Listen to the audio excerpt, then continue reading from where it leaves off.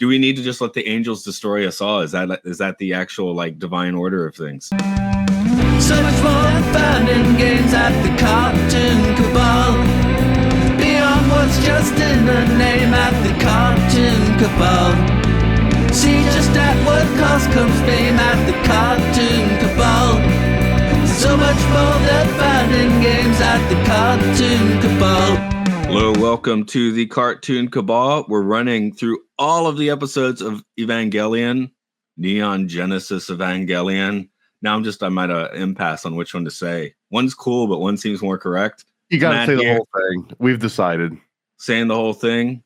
Paranoid American, although you have not said the whole thing yet. You got to do it. Neon Genesis Evangelion. Say its name. Is that peer pressure or mind control? I'm not sure. Same difference. Yeah, same difference in many cases. This one, I often comment through like I like one title better than the other. This has good titles in Japanese and English. What do we got? Splitting of the Breast. Okay, that's our English title. Now that I've said it, I can't find a Japanese title easily. I don't think I even saw that one as one of the names. Splitting of the Breast. Yeah, it was right at the beginning, and then the sickness unto death and ... Although it sounds better when you do say it in Japanese. Shini itaru yamai soshite. Yeah, so both good titles in this case. Definitely, this is the episode where it's definitely veering off of the kind of mech tracks. Vecchiano is continuingly like, I don't want to just make another mech anime. So he just kind of decided in the middle of his mech anime. I mean, he started like, I wanted to make a different mech anime from the start, and then halfway through is like, it's not different enough. So we're, pushing boundaries, getting weird angels. Let me get the angel's name in this one, which is Leliel. Yeah. I thought this was a cool angel. How'd you feel about this angel? Black orb sphere thing that just kind of hovers and then explodes in blood. I don't know. I guess if that's what you want to do, then that's cool. It had a marbled look to it before it exploded in blood, right? It created voids, I guess, and turned into like shadows and stuff. A little too abstract for me, but I do feel that thing that you were just saying, that he was like, man, I want to make something different than every other mech series. And up until this episode, it's obviously been a little bit more deep. It's got like way more little like B plots going on, but this one, they really emphasized that they're not mechs, that they're clones of the original angel, and that they just look like mechs, I guess. Yeah, so I guess Gendo is just a master cloner or something. I don't know. I started going like, at this point, does that make them demons? Like we've said in previous episodes, are we using demons to fight the angels? Do we need to just let the angels destroy us all? Is that the actual like divine order of things? Well, is a clone of an angel automatically a demon? I don't know if that's even true, because demons exist without having to clone an angel. So if you clone an angel and it's an imperfect clone, and then you clone that, and then you clone that over and over again, I don't know if that makes you get to a demon. You just get to like a retarded angel. You've got the original Lucifer story where Lucifer is an angel who is cast into hell and thus becomes a demon, right? But he's nowhere near a clone. He actually felt like he was top dog and he wasn't getting enough credit. And like his hubris is part of that, right? Yeah. I guess it's just I'm thinking of a different route to get cast into hell. I mean, we do know that these Avas are freaking pissed. I mean, we now have like multiple incidents of them just being violently angry. It's a reminder. This episode is a reminder that Ava suits themselves are not just mech suits, that there's some sort of, like, they have their own consciousness, and that this one's probably frustrated with having Shinji inside of him, right? Like, he needs a warrior. He doesn't need some, like, it's Pat kind of, I don't know, like, Shinji doesn't have the fortitude to really control this Ava like the Ava wants to be controlled.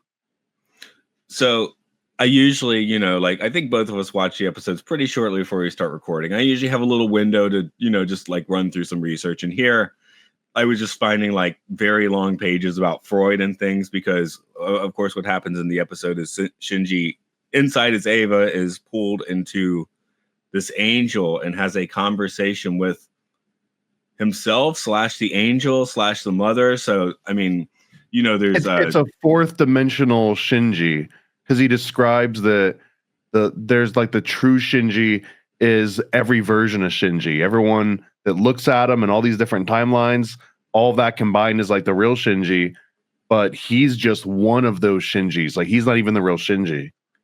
Which we saw in Ray's monologue a few weeks ago, and this is definitely building on that. But then it's like in our personal lives, like, I mean, my version of you and your version and my perspective are very different. I'm like, is that true? Because that's what the angel's saying. Are we assuming this is actually Shinji's mind or the angel communicating with him?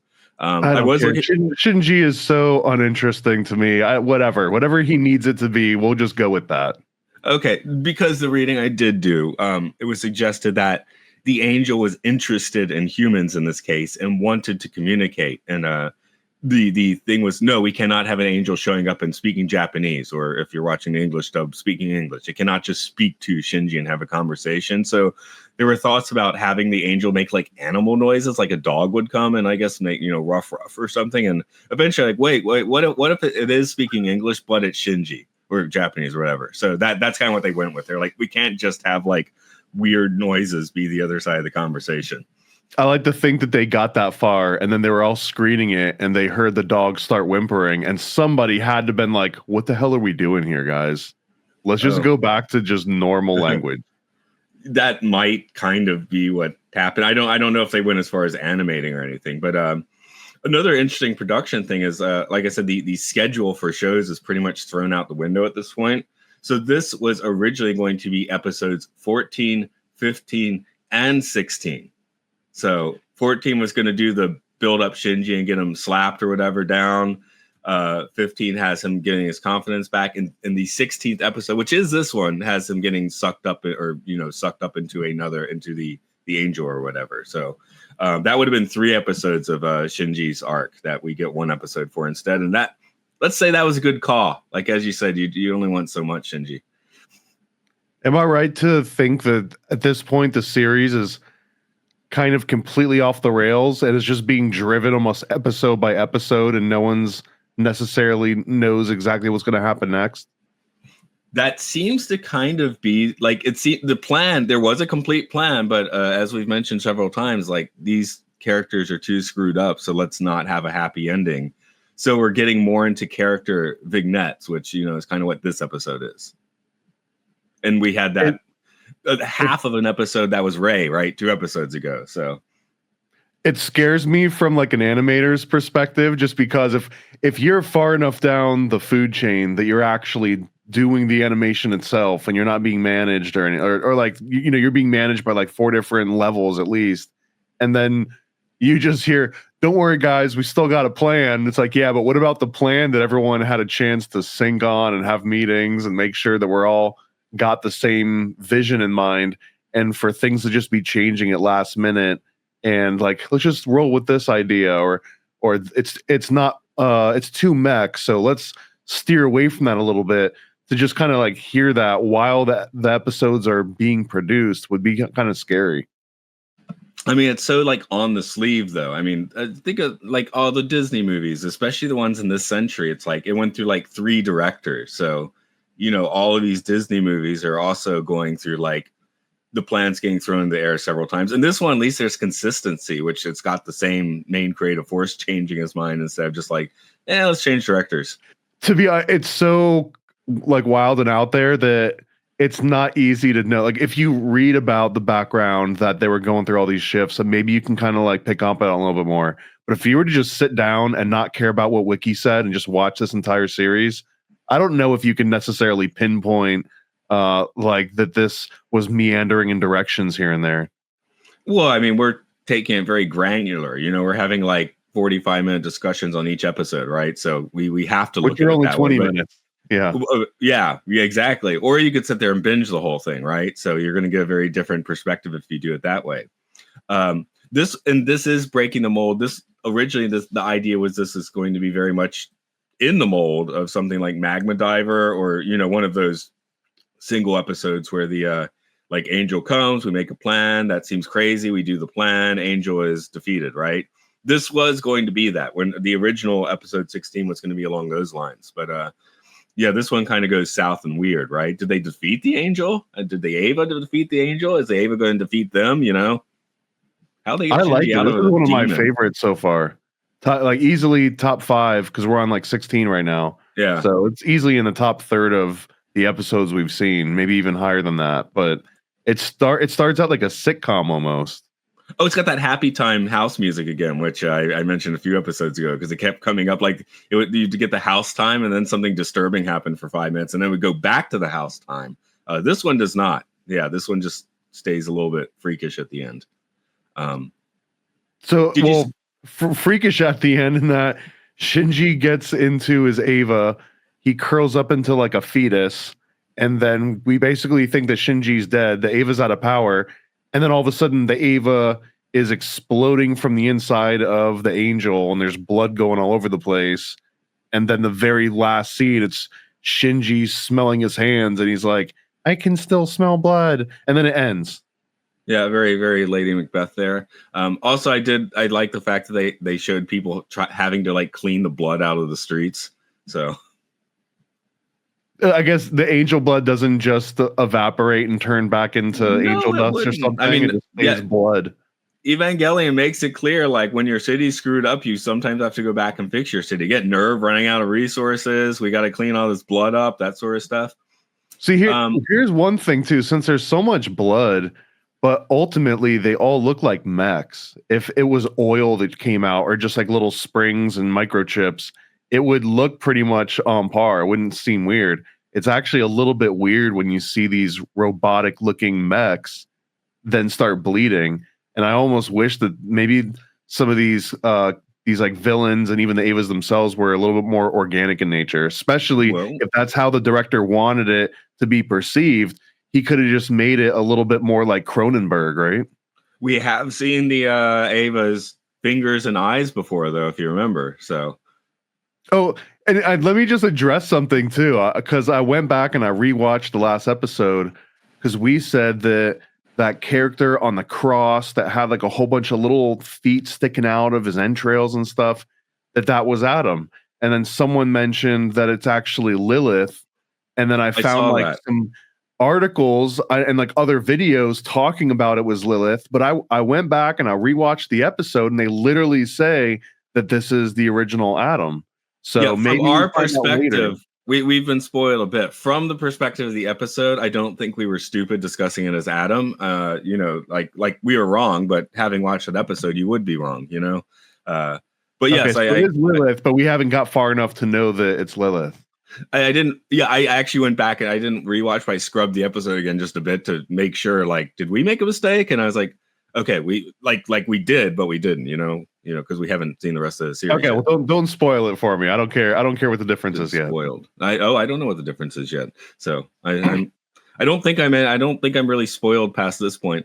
I do notice that Rei is becoming way more motherly. Right? She like. Even in her cold weirdness, defends Shinji a bit when Asuka's going on her catty streak, you know? She also, matter-of-factly, she'll just like tell him to do something or calm down or act a certain way, the way like your mom would, like correcting him.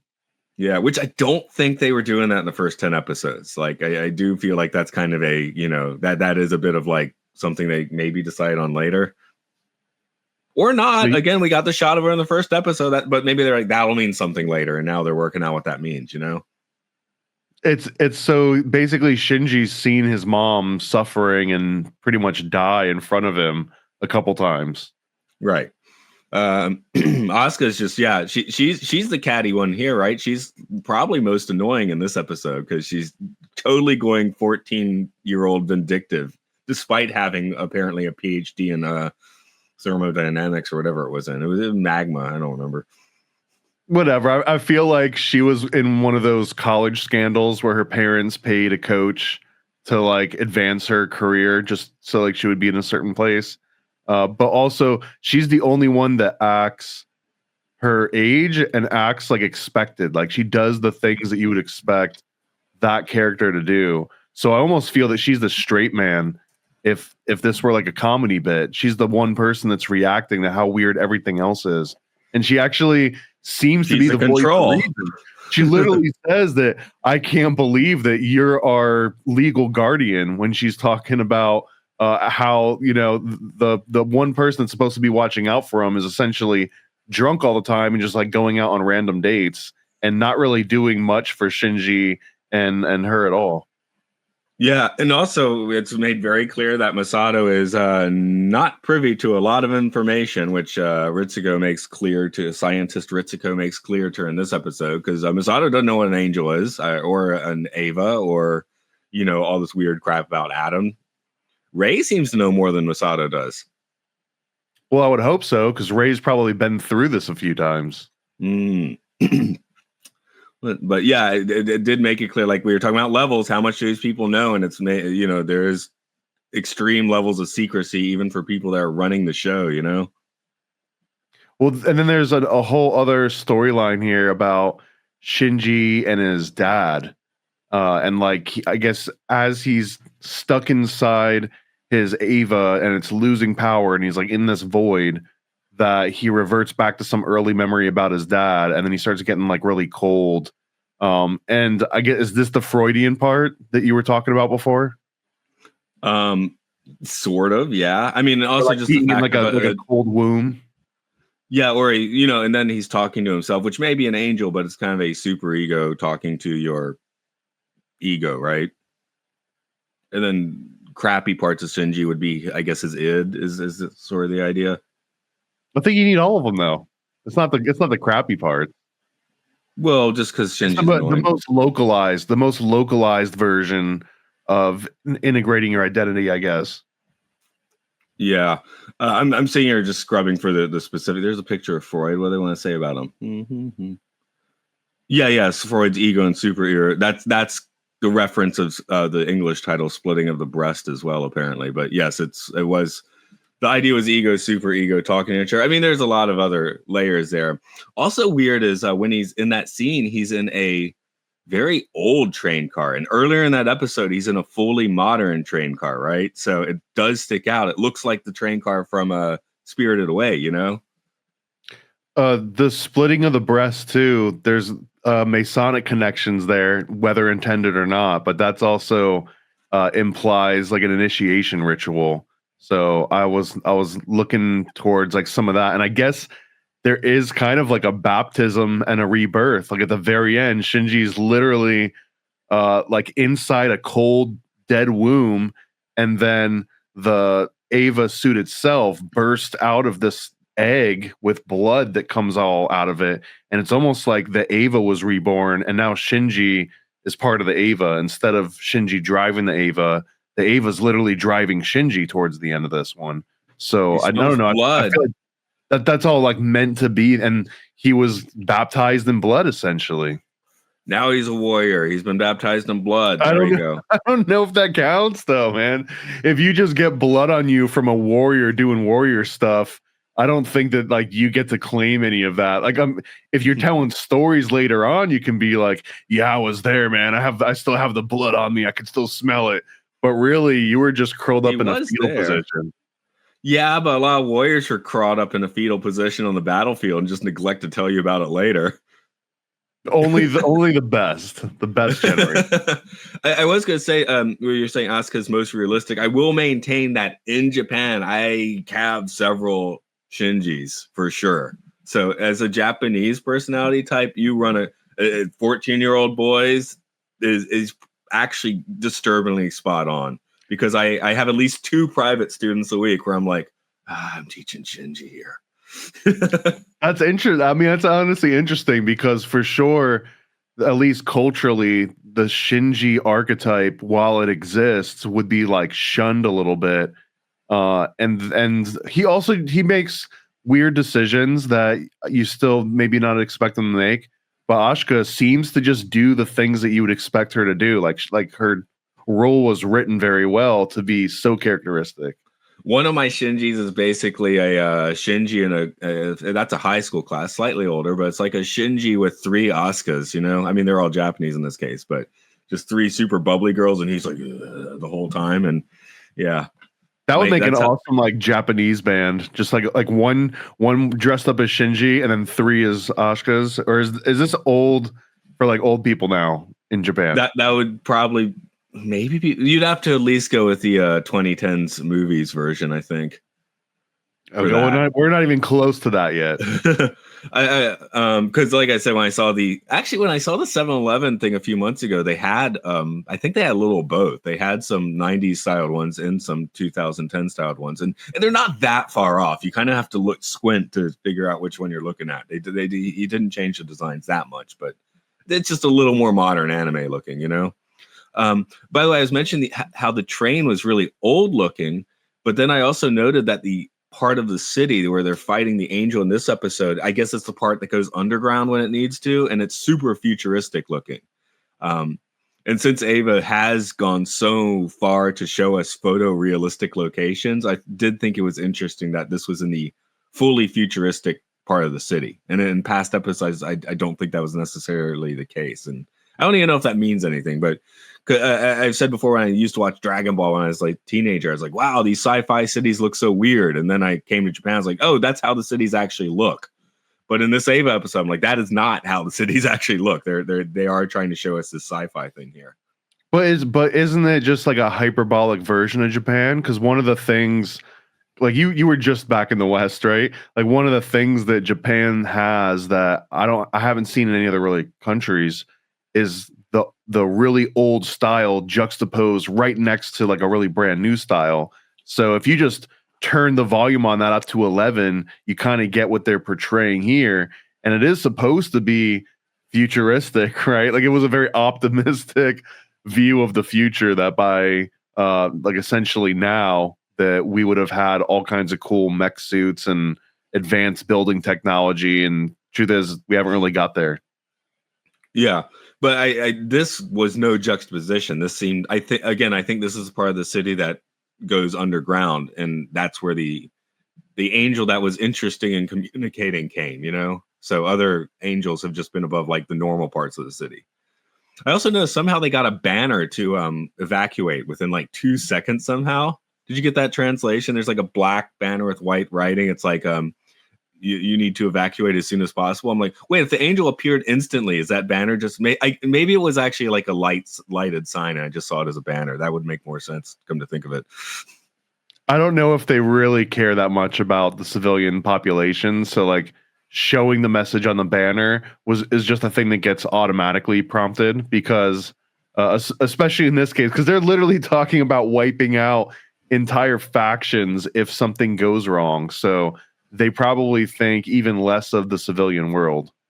Also, I do like how at this point it's like, where are the angels coming from? Because I think the first few, you're like, they're coming from space or something. You know, you hear second impact, you think of a meteor, they're coming from space. So, oh no, they seem to be coming from Antarctica, right? And then this episode's like, no, it's just there. It wasn't there a second ago, now it is.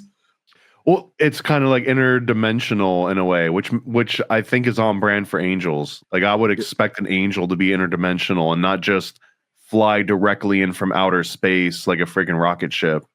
Well, they specifically describe it as the Sea of Dirac, and the Dirac Sea is a theoretical model of the electron vacuum as an infinite sea of electrons with negative energy, now called positrons. It was first postulated by the British physicist Paul Dirac in 1930, who was he's one of the biggest like extreme genius and extremely like mentally not there. Like I think he was like extremely autistic, but you know, put out like a lot of quantum physics stuff. I guess you have to be to do that. I don't know. I'm a little biased into like the anti-academic realm of this, not just because I had to take math like 2 or 3 times to get past some courses, but because every one of these models where someone proves like a sea of electrons or whatnot, it's just a model that works on some kind of human construct system of numbers and plots. And so it never really feels objective to me until there's a very real practical application of it. So if we're saying the practical application is that you can phase angels in and out of existence, then so be it. Well, and they also say like going into this Dirac Sea thing is another universe. So Shinji is experiencing this in another universe. They were using like at the time experimental animation techniques to, I guess, give that weird globulous look while he's in there. I also thought of The Abyss, the movie The Abyss, where Shinji's about to die and here comes like the ethereal being to save him. Other than the ethereal being explodes in blood and comes out as a demon, so that's different than The Abyss for sure. It makes me think that there's something in it for the Eva, or because the only two options are the Eva's keeping Shinji alive because Shinji's giving that Shinji is giving some sort of power back to the Eva, or the Eva is just really freaking annoyed with Shinji. Like those are the only two options that there could possibly be, right? Am I being biased just to say that the angel must be really annoyed with Shinji? I mean, because we are. But then the angel's different then. The angel that's communicating is not the Eva. See, we got to figure out the difference between the Evas and the angels, if there is any at all, Was the Eva talking to him? I don't see the problem is that the Eva is a clone of the angel. So we're dealing with a cloned angel sort of fighting back. Like, I can't believe I'm being weighed down by this weight, this Shinji weight, and these idiot scientists think I'm at 0%. Like, at this point too, I don't trust whatever they're saying is, oh my God, the Eva's at 0% energy. Clearly your measurements are wrong, right? I mean, they don't really know, do they? I mean, they're still testing these things and they come attacking them, right? So it's a educated guess at best. Well, I guess this is as far off as you could be. If you said something is at 0% and then all of a sudden it's destroying an angel from the inside and you're able to recover it, then and save the human inside of it, that's not really 0%, man. Like there's got an extra reserve backup tank, or their measurements are completely off. So I don't know. I'm very suspicious of how much even NERV knows what the hell they're doing. It's a little bit also like that Schwarzenegger movie, The Sixth Man, I think it is, where it's got the clone going to go kill the original. Is that what's kind of happening here? If the Eva is an angel clone, then you got the clone killing the original. So there's a connection between Neon Genesis Evangelion and multiplicity too, then. Oh, we brought that up a few weeks ago. Here? Was it here? Not just Ray, though, but that now the Evas themselves also apply to like the multiplicity dynamic. Oh, they're getting more dumb and violent as we go. More rains of blood for those Slayer. We weren't going to get out of this episode with a Slayer reference, so. Well, there it is. Do you still think Shinji's a clone? I don't think we're 100% that he's not a clone, but this episode did have flashbacks, which did make, I mean, they were pushing the mother aspect, his original mother, not a clone. I feel there's more evidence he's a clone now because of the little talk that he had with himself about there being multiple Shinjis, like literally saying there are multiple Shinjis. And I feel like that's a good point. If you interpret that literally, then bam, there's clones. And then also maybe they're just implying that along with the clones, whatever they're doing, that there is some kind of epigenetic memory that they can pass around. So maybe the clone has a way of getting memories from the original source. Who knows? We don't really know how they're cloning, because right now we just have a very vague reference that Rey is definitely cloned, and we're waiting to see how that technology actually works. Gondo will not tell you, so. No, are we never going to find out in the series? Is this going to be like a lost thing? No, I'm right where you are, man. I don't know anything past this point. I'm currently spoiler free, I think. Although I did watch the end of the episode, meaning we got Fly Me to the Moon, which did not start with a singing. It started with a kind of weird, another kind of teenage poetry monologue, which maybe they got from another mental health book. I don't know. Then a little bit of the song, and then it had the next episode. Which did you see the next episode bit? I saw there's going to be a fourth pilot now. They're signing on number 4. Judging by what I saw at the 7-Eleven and the fact that there were 3 Evangelion burgers at McDonald's, I'm guessing he's not sticking around too long. But we'll see. I could be wrong. Okay. Well, he's kind of the alpha Shinji. At least that's what they portray him to be. He's like twice the size of Shinji. And he's like a confident guy that looks like he's 20 instead of 14. And I think they suggested he's American, right? Because they said it's an American Eva. So, yeah, I mean, maybe we're gonna have some real fun next week. We might have some real fun next week, yeah. Because Asuka again, it's like, oh, she's German, is she? It's in anime, it's a little hard to tell sometimes. They're what all the they're ethnicity all is. Japanese. Come on, they're all Japanese. But none of them are, because they got the big eyes and stuff, which is you did especially Korea and South Korea and Japan in particular. A lot of women do get eye surgery to kind of make their eyes like a little bigger looking. That's terrifying. Yeah, you'll often see like when I first came to Japan. So maybe it's actually less prevalent now, but when I first came 20 years ago, you'd walk around and you'd see a lot of like relatively attractive young women with like an eye patch because they had just had a procedure done. Is there a Real Housewives series that's made it to Japan? Is there like Real Housewives of Tokyo? I don't think so. Yeah. Oh, they're missing out, man. It would just be a bunch of Japanese housewives getting eye-opening surgeries. These aren't the housewives, though. These are like, 18, 20-year-olds usually getting this surgery. Like, they're trying to look like anime characters. Exactly. They're still young and they want to look a little bigger eyed, So is there any record of what that looks like when you do it at 20 and then you age an extra 40 years? Do we even have a reference for what like a 60-year-old woman would look like after getting the anime eye surgery earlier on? I don't know. Even my wife was like, honestly, I feel like gravity would just pull everything right back down to where it was supposed to be to begin with. Even my wife was like, "Why'd you find me attractive as an American?" Like years ago, because she has very Asian eyes, right? They're not big, so it's like it's called the epicantic fold. Okay, there we go. So I guess they're getting rid of that when they do the surgery, which apparently functions as a pair of sunglasses if you have them. So sunglasses and snow or something like it, like you can get. I don't know, something about the. I'm gonna get out of my depth here. I'm not as well versed as I used to be on it, but. It was like a long trek across the some sort of a strait, and then I guess just like going through and like the sun glaring off the snow or whatever. That eventually eyes adapted to that. Okay, but no, I've been with groups of Japanese people where I'm like and then they're like, oh, it's fine, So I guess it works. Good for sunglasses. Not a big thing in Japan. I mean, you want to look cool, right? Back in the day in Harajuku, all the Elvis impersonators would have sunglasses on. But but the functionality is built in. Yeah, I try just to stare at the sun. I don't wear sunglasses so much. Okay, it's a breatharian. Is that like replacing meal with direct sunlight? No, I just want to see if I can do it. Okay. I don't think I've replaced a meal. Well, I don't eat that much, so yeah, I'll do the intermittent fasting and that sort of thing. So. Maybe I'm living off the sun, man. It's cloudy today, though. Won't work. Is there solar energy in this futuristic universe of Ava so far? I haven't really seen a lot that implies that. I guess that wasn't not in the 90s.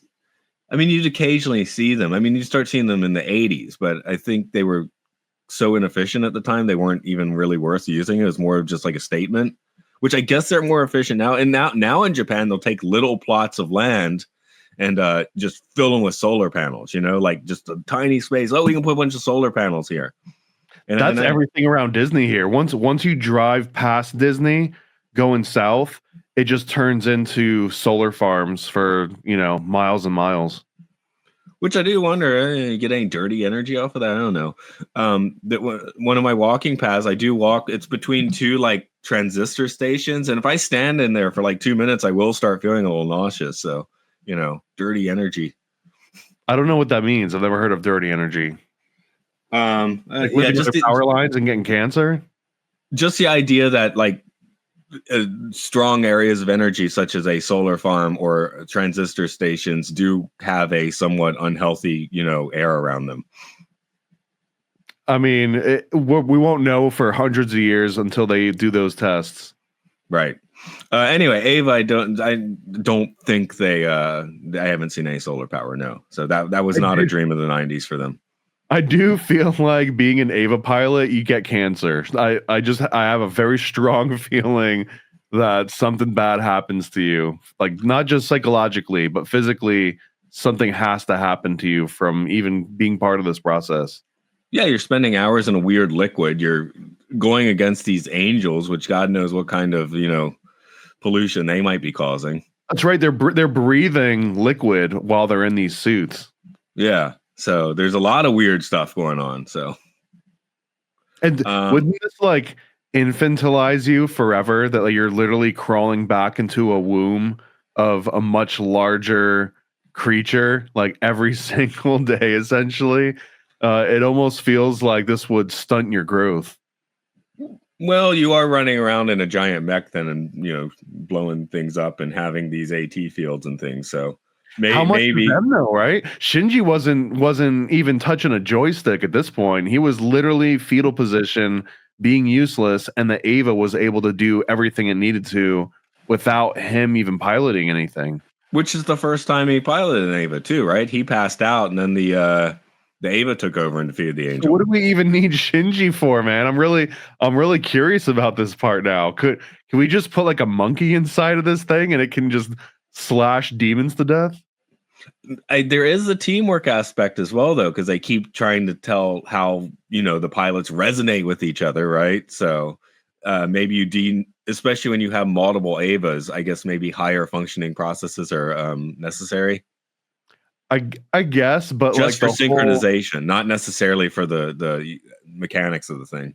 But we've already called out that their measurements don't really mean squat. So what the hell does harmonization mean? It almost has like a new age sort of feel to it now, because they're just kind of throwing darts in the dark a little bit. Oh, by the way, just to jump back to Paul Dirac, I did, since you mentioned units of measurement, his colleague Paul Dirac, the Dirac field guy, his colleagues in Cambridge jokingly referred to a unit called a Dirac, which was 1 word per hour, which that's a pretty Shinji thing too. That's right. These were his friends. His colleagues. I don't think he had friends. He did have a wife. I think he had kids, but he didn't have friends. He was a little. Are they calling him slow or quiet or both? Quiet, not slow. He was extremely sharp at quantum physics, but yeah, you couldn't communicate with him apparently, though. Even at the heights of those fields, yeah, being an introvert is always sort of looked down upon. Yeah, and you not in Japan. He criticized the physicist J. Robert Oppenheimer's interest in poetry. Don't think about poetry, just think about your quantum physics, I guess. I don't know. Well, I mean, Oppenheimer's kind of known for dropping like weird poetry at weird times, right? Yes. And I would say Dirac has less possible blood on his hands too. So I don't know, though. He was figuring out quantum physics. They had to use some of that. He was just better at keeping his mouth shut about it. That might be it. Anything else you want to say about this episode, the splitting of the breast? I think that this one had the best balance between real life things happening with the characters and then actual meaningful things happening with the Avas. So we get to see, like, for example, when it starts out before Shinji gets trapped and goes in a fetal position, it kind of looks like he's creeping through a hallway in like a building, but he's actually in the city, like hiding behind skyscrapers, and he's got like his gun out. He's gonna like pop around almost like a first person shooter and like look at the area. I don't know. This is more interesting to me than typical kaiju, 2 large things stomping around a big city, standing on cars and just getting into like sword fights and gunfights and stuff. Like this one, he's actually using the city as if it's an environment that he's trying to like navigate. And it's the first time that I think we really see something like that.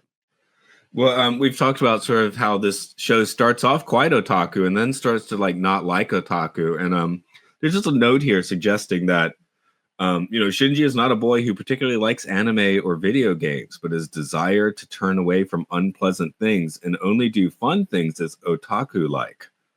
So in this episode, we get the specific phrase, you cannot collect pleasant things like a rosary, I didn't really get that. Yeah, because Shinji doesn't seem to be a fun guy anyway, but he does run away a lot. So I guess the idea is the otaku guy. Shinji has nowhere to run, really. He tried in episode 4, didn't he? But I guess the idea is a lot of actual Shinjis, and probably the ones I'm teaching are, they go off and just get obsessed with the video game so they don't have to deal with the reason they're so quiet and zoned out, I guess.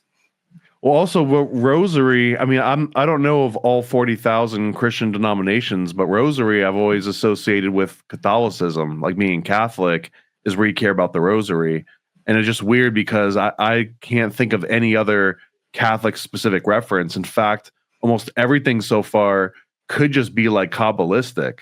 So this was the first Catholic specific reference that doesn't fit directly into everything else that's come up in the series in the first 15 episodes. Granted, that was just metaphoric dialogue, where a lot of the Kabbalistic stuff is like, very plot driven. Fair point, but it's also like I wasn't expecting a Catholic specific term. So when rosary came up, now I guess I'm looking for other hints that, I don't know, maybe he's like, I need to figure out a different direction. And if I started on Kabbalah, like now I need to start steering it towards the Holy Roman Empire, or I don't know. I don't know what to expect. Yeah, for what I just said, one's metaphoric and one's plot driven. It's still written by the same writers, right? So they wrote both lines, and that's and one of them's baked in visually and thematically already. Like the Kabbalistic tone, it's already there from the intro, second to the it's already baked in, so you can't really step away from that one. So all you can really do, and honestly, that's kind of how Catholicism develops anyways, right? Like it starts to become a more refined thing, like a more specialized thing inside of a much grander, older archetype that it was like forced to work within. Yeah, again, I mean, just historically, I mean, the Catholicism before the Nicene Creed and after is going to be a very different beast. I want to see Jesuit Shinji. I'm sure there's an anime for you out there that gives you that, but I don't know which one it is. I've been looking. There are so many that I've never even heard of, which is obvious, but you've probably never heard of them either. There's plenty I haven't heard of. As of Halloween 2025, which is when I'm recording this, you're a day behind me, but Chainsaw Man's the big thing, right? Which my daughter went to see and wouldn't let me go with her. She's like, "You didn't watch the TV show, so you can't watch the movie." So I didn't go see it. Oh, wow. You actually have to pay your dues by watching the TV show. Yeah, she was like, it won't make any sense if you don't watch the TV show first, which I don't think that. I think a lot of people in the States are going in and loving and didn't watch the TV show. But yeah. But isn't this based on a manga? Can you just be like, you haven't read it yet, so you're not allowed to watch the TV show? I think you can start with the TV show. But yeah, you don't have to read the manga first. I mean, if we're talking gatekeeping here, I feel like you do. Well, that was she probably just didn't want me going to the theater with her, but okay. I think it boils down to that. But yeah, 16-year-old girls. Out of all the movies that your daughter could ever invite you to go and see, I feel like Chainsaw Man is like one of the cooler ones versus the other like 9 that she probably suggested. Well, she also went to see Demon Slayer, but she did go to Demon Slayer with her friends, so of course I wasn't going to go along. I don't really like Demon Slayer that much. I mean, it's okay, but have you seen any Demon Slayer? We might have to do 1 or 2 for this, to be honest, or maybe just the movies. But it is interesting though, because it blew up for several years in Japan, and now it seems to subside. And then when a movie comes out, it will blow up and become as big as it was 4 years earlier. But it's like Avatar, right? When Avatar shows up, you don't like Avatar, but when Avatar shows up, it's like Avatar, and then we all kind of forget about it. Are they? A little while? Are they? I don't know. Between 1 and 2 for sure. And I enjoyed the second one, but I haven't thought too much about Avatar since it came out, right? But I'll probably go see the third one. I don't know. They all blend together to me. I'm so unimpressed with Avatar. Yeah, I know you're not a fan on that one. I'd rather we rewatch Ava again than Avatar. Oh, I'm not telling you we're gonna do that. I'm just saying I'm probably gonna go to the theater to see the new one. That's the only one. That's the only time I watch the 3D, right?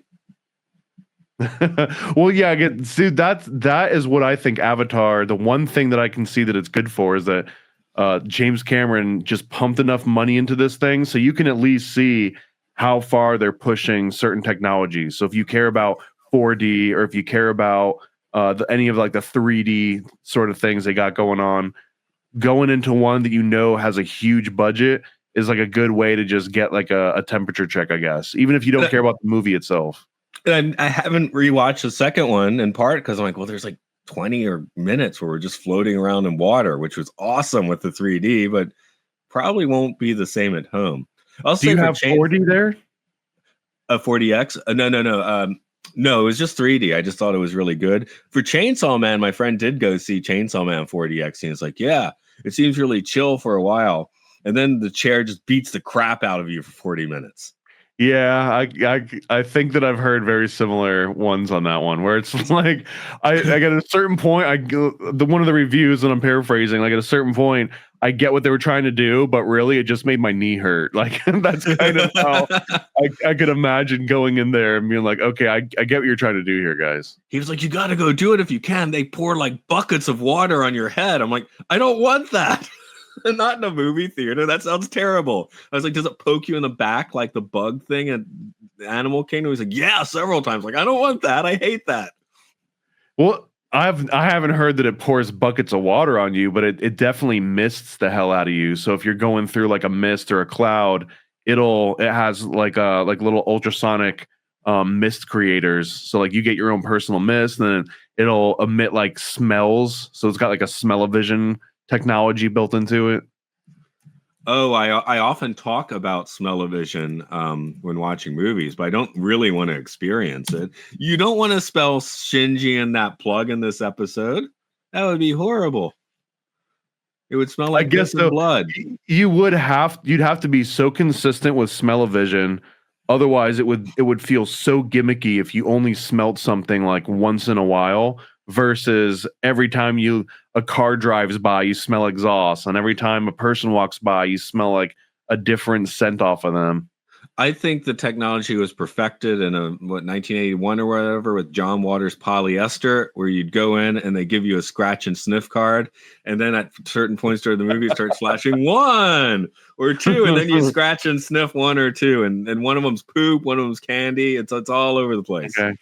So, but you scratched it, you sniffed it, you made the choice. And when they put out the DVD originally, they did include the card. So I was not in the theater in 1981 or whatever, but I did get to do the card at home at least. I'm for that, I guess, until we get something better. The splitting of the breast do not want to scratch a sniff card. It's just piss and blood, and maybe yeah. Okay. With on that note, I guess tell the folks where you're at real quick. I'm at paranoidamerican.com. Got a whole bunch of other podcasts. If you're watching this, you can also get the audio wherever you go to audio. If you're just listening to this, you can go on YouTube and Rumble and find the exact same content. And I've got a brand new comic that it's funny to call these things new, but I've been working on it for over 5 years, the better part of a decade, it feels like. And it's just starting to wrap up. I'm putting together a Kickstarter page for it. You can go to leesdemons.com, and it's a comic book about Lee Harvey Oswald being raised by Papa Legba, learning about voodoo, hunting down demons, and then at some point JFK dies. That could be an anime too. I would love for it to be, man. That's exactly what I want it to be. Right on. Over here, I do a lot of podcasting. It's at podcastius.org. What are we talking about there? Twilight Zone. We're about to do the newer Twilight Zone, the Jordan Peele one. And we've done the Rod Serling one, by the way. So if someone's like, why are you doing Peele? I even did the Rod Serling movies, the movies he wrote. So we covered our Serling, not Night Gallery. That's for the future. I want to save some Serling for the future. Twilight Zone. That's enough of a plug today. Time Enough podcast. Okay. Geez. I felt like how do I follow up Piss and Blood with more Piss and Blood? That's how we end it. Piss and Blood. Ready for a cosmic conspiracy about Stanley Kubrick, moon landings, and the CIA? Go visit nasacomic.com. nasacomic.com, CIA's biggest con. Stanley Kubrick put us on, that's why we're singing this song. I'm nasacomic.com. Go visit nasacomic.com. Go visit nasacomic.com.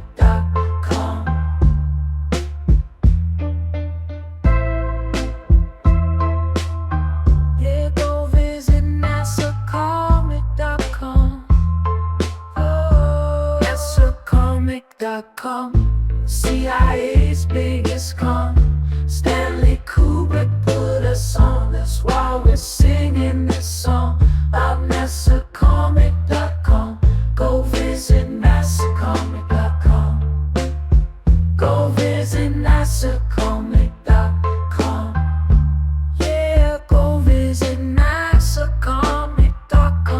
Never a Straight Answer is a 40-page comic about Stanley Kubrick directing the Apollo space missions. Yeah, go visit NASAcomic.com. This is the perfect read for comic, Kubrick, or conspiracy fans of all ages.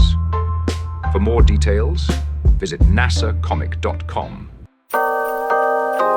Paranoid. Yo.